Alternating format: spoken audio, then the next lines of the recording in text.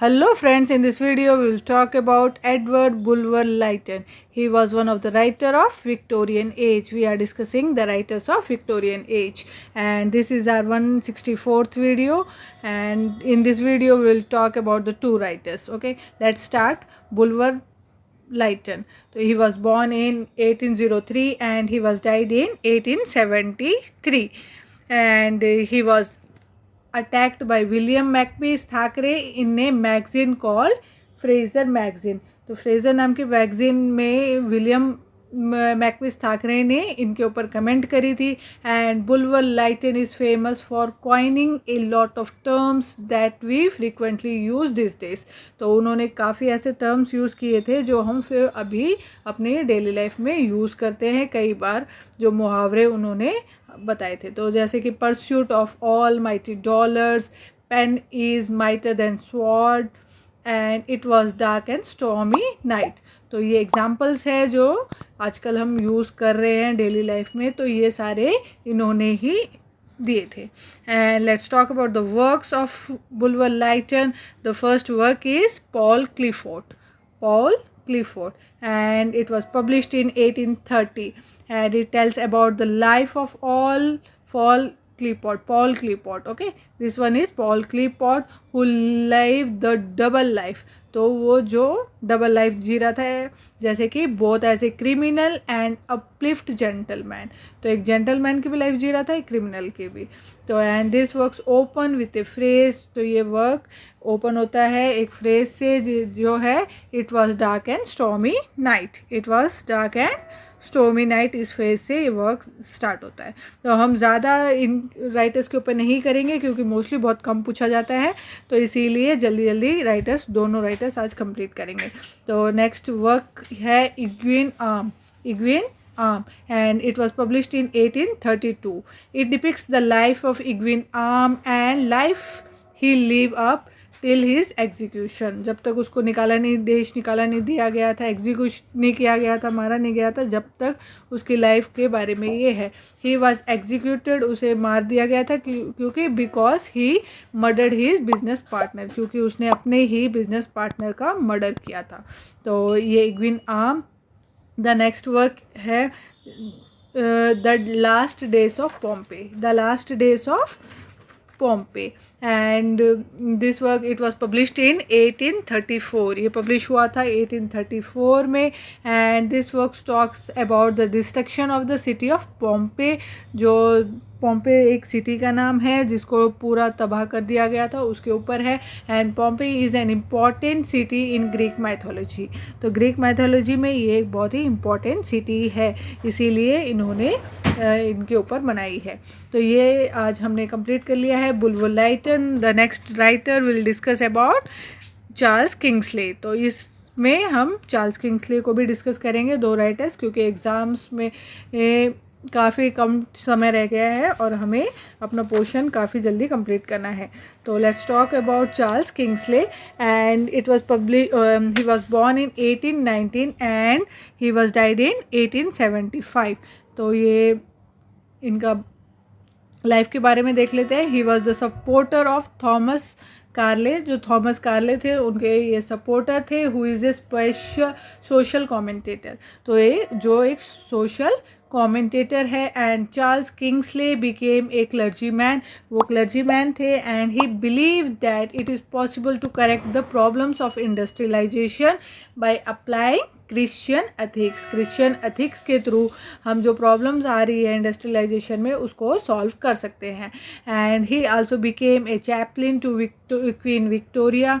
तो ये चैपलिन भी बने थे क्वीन विक्टोरिया के. Chaplain means very favourite man. Chaplain का मतलब क्या होता है? Very favourite man. And later he became a professor of modern history. और उसके बाद में ये बने थे professor of modern history in Cambridge. And he was also associated with Christian socialism. तो ये क्रिश्चियन सोशलिज़म के साथ भी काफ़ी एसोसिएटेड रहे हैं. And he was also a friend of Charles Darwin. और ये चार्ल्स डार्विन के अच्छे दोस्त थे. Let's talk about the works. तो इनका फर्स्ट वर्क है east a problem. Yeast a problem. It was published in 1818 में ये पब्लिश हुआ था। Yeast is a thing which we eat in the kitchen. तो ईस्ट क्या होता है, एक चीज़ है जिसे हम किचन में खाते हैं। And this work is basically an attack on Roman Catholicism. तो ये वर्क उन्होंने लिखा है अटैक करने के लिए, व्यंग करने के लिए रोमन कैथलिज्म में एंड ऑक्सफोर्ड मूवमेंट जो चल रही थी वहाँ पे, in which few Oxford scholars are protesting, जिसमें ऑक्सफोर्ड स्कॉलर्स थे वो प्रोटेस्ट कर रहे थे। And he attack on the Oxford movement and Roman Catholicism. तो उन्होंने ऑक्सफोर्ड की मूवमेंट और रोमन कैथलिज्म पे ये व्यंग इसमें किया है, इसी पे उन्होंने डिस्कस किया है। ही also deals with the problems of agriculture labour of the world. तो एग्रीकल्चर लेबर जो है वर्ल्ड की, उसके ऊपर भी इन्होंने इसमें बात करी है। East a problem. The next work है किंग्स चार्ल्स ले का Hypatia. Hypatia it was published in 1853 and subtitle है। सब टाइटल सभी के इंपॉर्टेंट होते हैं, मोस्टली एग्जाम्स में पूछे जाते हैं, तो आपको सब टाइटल तो सभी के करके जाना है। तो सब टाइटल है new force with an old face. New force with an old face and it tells the story of a young monk Philemon. तो ये एक यंग मॉक है Philemon who travels to Alexandria and became mixed with religious battle and it has a anti Catholic tone. इसमें anti Catholic tone उन्होंने use करी है। And he is talking about the Christianity and Neoplatonism. तो इन्होंने इसमें Christianity and neo Platonism की बात करी है। नियो प्लेटोनिज्म का मतलब पता है, means a belief which is not very similar to Christianity.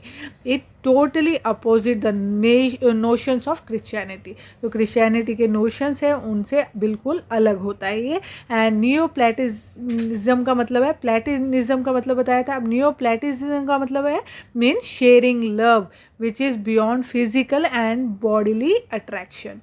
And इस पे क्वेश्चन आ रखा है। The question is which Victorian novel has the subtitle New Force with an Old Face। तो ये सबटाइटल किसका है, new force with an old face. तो याद रखना है हाइपेटिया, रिटन बाय चार्ल्स किंग्सले। तो नेक्स्ट है इनका वेस्टवर्ड हो। तो आपको याद होगा वेस्टवर्ड हो, ईस्टवर्ड हो हमने पहले सुना था। तो देखते हैं। इट वॉज पब्लिश्ड इन 1855। ये पब्लिश हुआ था 1855 में।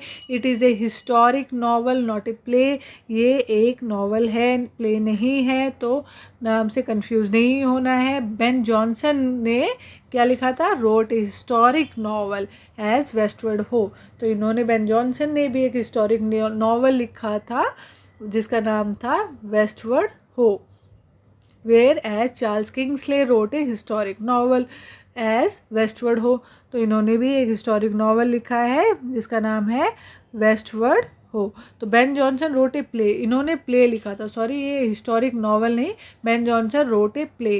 तो इन्होंने प्ले लिखा था। तो प्ले और हिस्टोरिक नावल में कंफ्यूज नहीं होना है, किसने प्ले लिखा है किसने हिस्टोरिक नावल लिखा है, याद रखना है।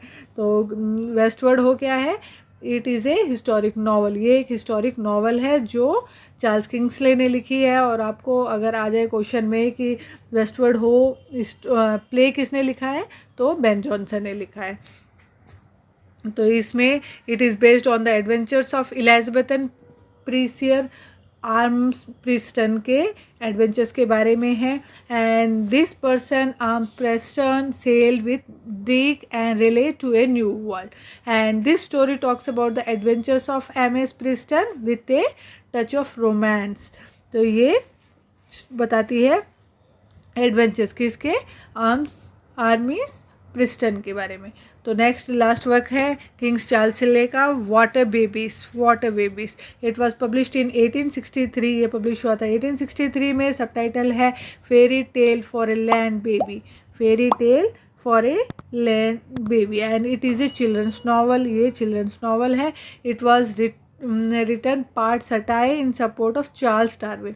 तो ये एक व्यंग किया है, इन्होंने सपोर्ट किया है किसको, चार्ल्स डार्विन को सपोर्ट करते हुए इन्होंने व्यंग किया है। चार्ल्स डार्विन ने क्या लिखा था, ओरिजिन ऑफ स्पीसीज को बचाते हुए इन्होंने व्यंग करते हुए ये लिखा है। And he is talking about his concern for social reform. तो सोशल रिफॉर्म्स के बारे में इन्होंने इसमें बात करी है। And this work is highly praised and also won an award called Lewis Carroll Shelf award. तो इन्होंने ये एक अवार्ड भी इनको मिला था। And the story deals with the life of chimney sweepers. तो स्टोरी किसकी है? चिमनी स्वीपर्स की। And it is A satire on psychological condition of Victorian people. तो ये एक व्यंग किया है इन्होंने, जो साइकोलॉजिकल कंडीशंस थी वहाँ पे, विक्टोरियन एज चल रहा है तो विक्टोरियन एज के लोगों की, तो उसके ऊपर इन्होंने एक व्यंग करते हुए ये लिखा है। तो आज हमने ये 2 राइटर्स कर लिए अपने, कल आगे के राइटर्स करेंगे या मॉक टेस्ट करेंगे ऑल्टरनेट डेज। तो अभी 2-3 दिन का स्किप हो गया था फेस्टिवल्स की वजह से, तो उसके लिए अब कंटिन्यू वीडियोस होगी, तो कोई दिक्कत नहीं है। तो आपको मेरा चैनल अच्छा लगे तो please like share and subscribe my channel. इसके बाद में जो स्लाइड्स अपलोड होगी तो वो भी ज़रूर पढ़ें। Thank you for watching. Please like share and subscribe my channel. Thank you for watching. Have a great day.